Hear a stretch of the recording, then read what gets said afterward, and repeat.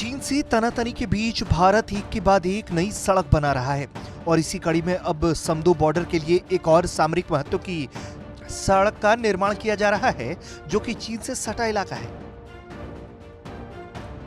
लाहौल स्पीति और किन्नौर को जोड़ने वाली भावनगर मुद सड़क निर्माण में रोड़ा बनी फॉरेस्ट क्लियरेंस की प्रक्रिया भी पूरी कर ली गई है, जिसके बाद लोक निर्माण विभाग इस सड़क का काम शुरू कर देगा। मतलब साफ है कि भारत ने अब ठान लिया है कि चीन को भगाना है और इसी मंत्र के साथ भारत चीन से सटे इलाकों में अपनी पकड़ को बेहद मजबूत कर रहा है। चलिए अब आपको बताते हैं कि इस सड़क के बनने से भारतीय सेना को कितना लाभ मिलेगा और समय की कितनी बचत होगी। दरअसल इस सड़क के बन जाने के बाद शिमला से काजा की दूरी 150 किलोमीटर और समदो बॉर्डर की दूरी 100 किलोमीटर कम हो जाएगी, जिसके बाद सेना को काजा तक पहुंचने में महज 4 घंटे से भी कम का वक्त लगेगा। करीब 32 किलोमीटर लंबी ये सड़क समुद्र तल से 12,000 फीट की ऊंचाई से गुजरेगी।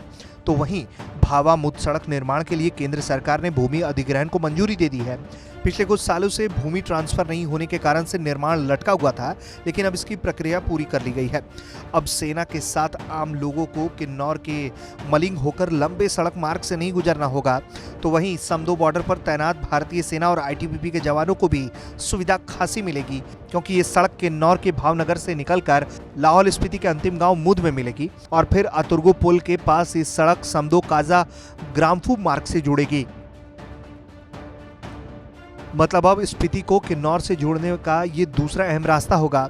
इसके साथ ही इस सड़क के बनने के बाद स्पीति घाटी के पर्यटन को भी नए पंख लगने की उम्मीद है।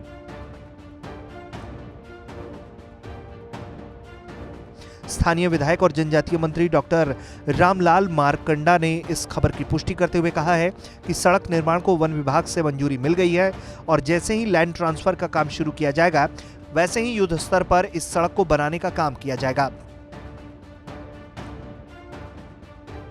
उन्होंने आगे ये भी कहा है कि भावा मुद सड़क सामरिक महत्व के साथ घाटी के पर्यटकों को नई दिशा प्रदान करेगी।